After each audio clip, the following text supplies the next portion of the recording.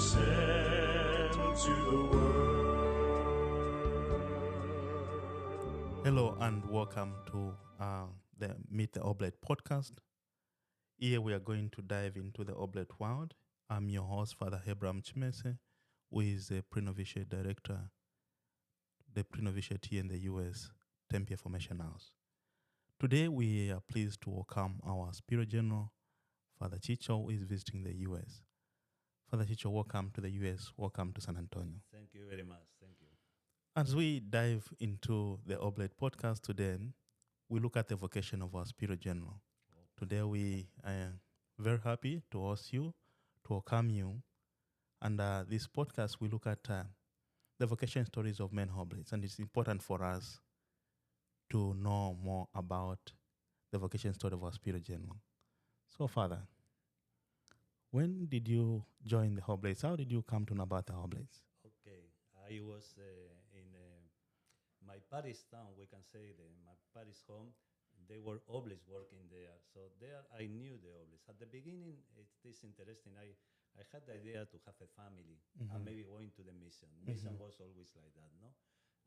And then, little by little, because in our group, the youth ministry group, the task was how to put in practice the gospel. That is, every week we read the gospel, and every week we try to put in practice that. Little by little, I listening to God, I discovered my vocation as a priest. And later on, I was a missionary priest, but the Oblates were there, so I joined the Oblates because of that. Okay, thank you so much.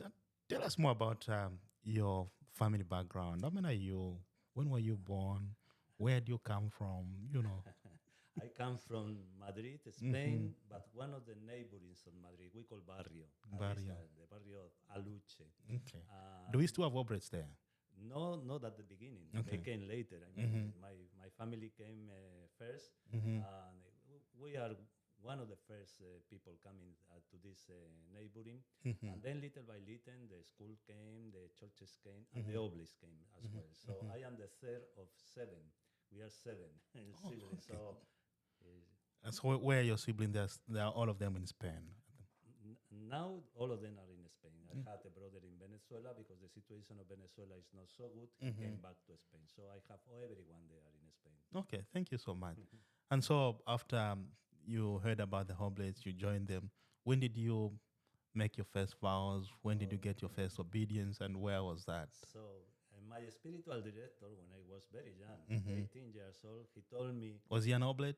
he was, Oh. and he is, he's still alive. He's still alive. That's very good. And he told me, look, Chicho, this year is a novitiate. If you are joining the Oblates, you have to go now because for 20 years was not novitiate, and maybe in another 20 years, no novitiate will be. So I joined them, and I began my journey with the Oblates in Pozuelo. Pozuelo is the house of the martyrs, Okay. of the blessed martyrs of Spain. So that was where the novitiate was for the province of Spain. Yeah. I belongs to the province of Spain. We had different missions at that time, and I make my whole formation in Pozuelo. Okay. Yeah. Okay. And where was your first obedience? Where were you sent? Okay, I asked to Father Sago, was the superior general at that time, Yeah. and I asked him just to be to go to China because I like the impossible mission, you know. Yeah. And then he sent me to Spain. Oh, okay. And my provincial sent me to my Paris home. I said, what a missionary I am. But anyway, I was working for vocations there, for youth ministry. Then I went to another Paris on the south of Spain, Malaga is the name. And then I became, by accident, I would say, the superior of the scholasticate of Spain and the provincial of Spain.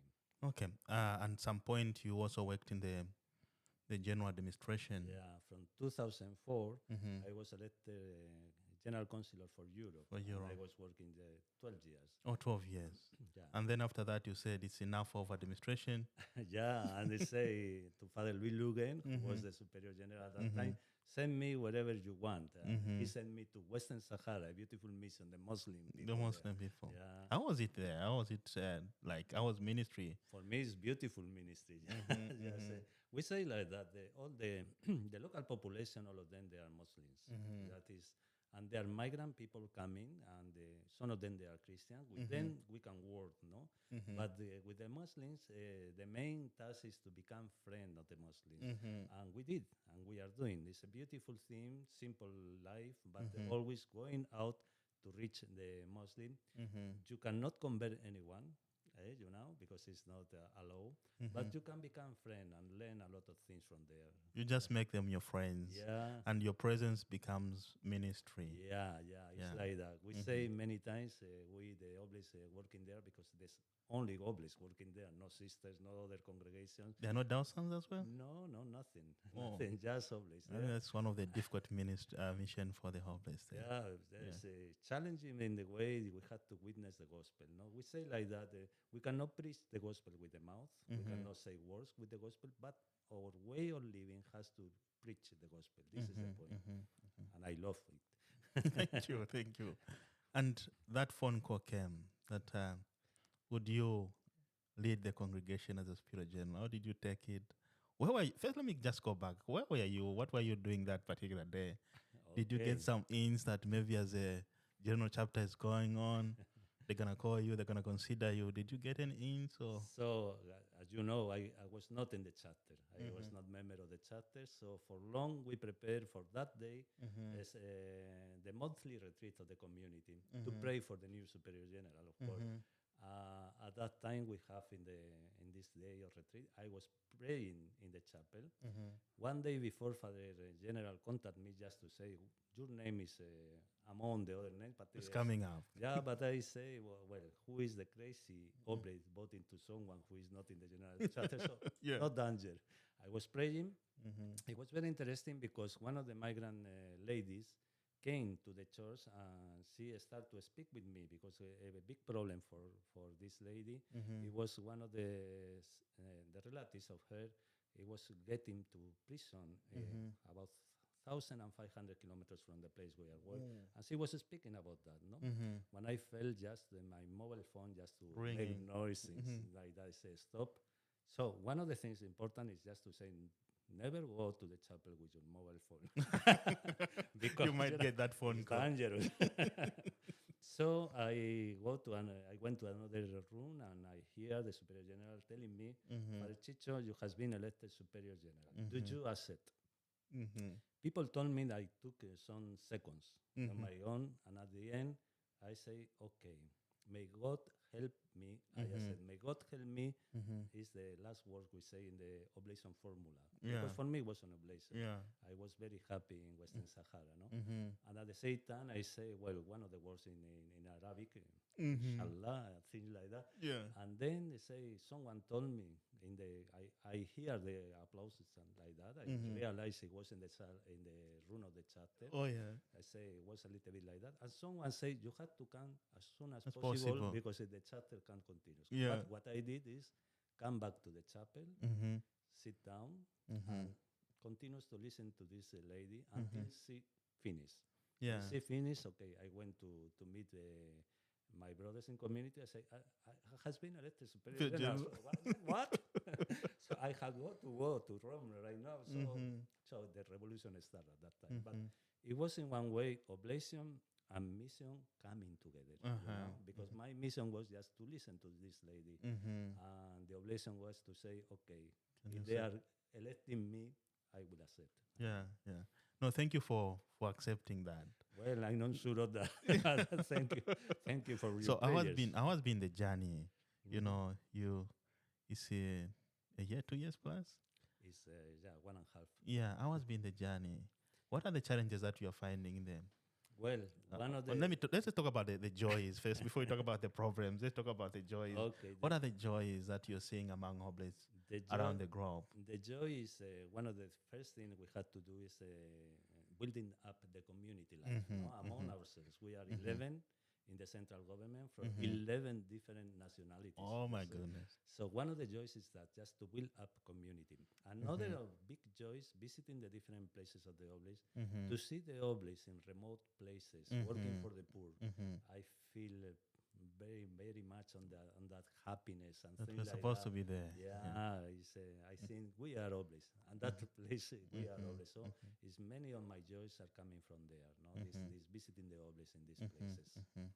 And And what are the challenges? Just talk about Rija's life generally. Hmm.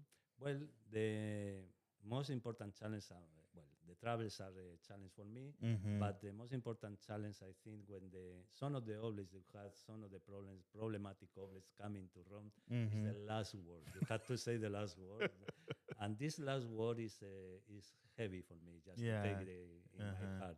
But anyway, I ask God also to be merciful, Mm-hmm. even if I have to take The tough toughest decision. decisions. Yeah. You know. Yeah. Uh, It's part of leadership. yeah. Yeah. On a personal level, what do you do for personal care or to relax? I know you mentioned that you used to play soccer and you Yeah. can't play soccer anymore. No more, no Yeah. more. So today, do you read, you walk? Okay. What do you do to relax? I work a lot. Mm-hmm. Going in Rome, especially when we are in Rome for the plenary sessions. Mm-hmm. I was just walking here and Mm-hmm. there for long. The time I have. This is Mm-hmm. the most important thing. Mm-hmm. And then I enjoy to be in community and to pray. Mm-hmm. I pray a lot. Thank God. Mm-hmm. It's a gift from me just to pray, even Mm-hmm. if I don't experience anything special, Yeah. but I am there. So it's relaxed me and Mm-hmm. yeah. No, thank you so much for sharing that. And I know as you visit the US, you're not going to meet other oblates in the province. No.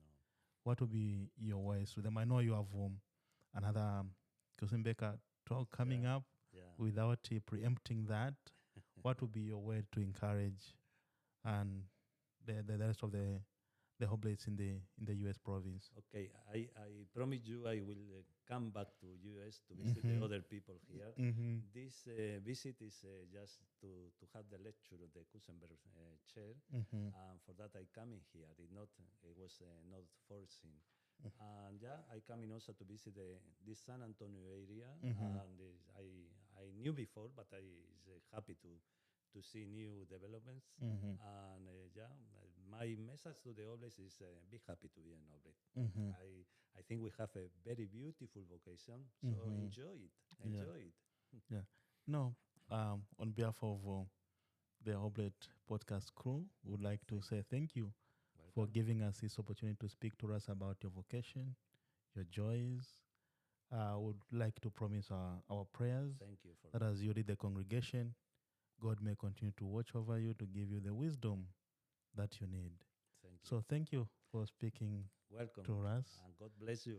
Thank you so much. Well, this has been the Oblate podcast where we talk about the vocations, and today we are privileged to talk to Father Chicho, our Spirit General. So thank you to the podcast community. Please continue following us on our social media handles, on the Tempie Pre-Novitiate Facebook page, Instagram, YouTube. Continue following us and thank you for your support. This has been Abraham, your host. God bless. Adios.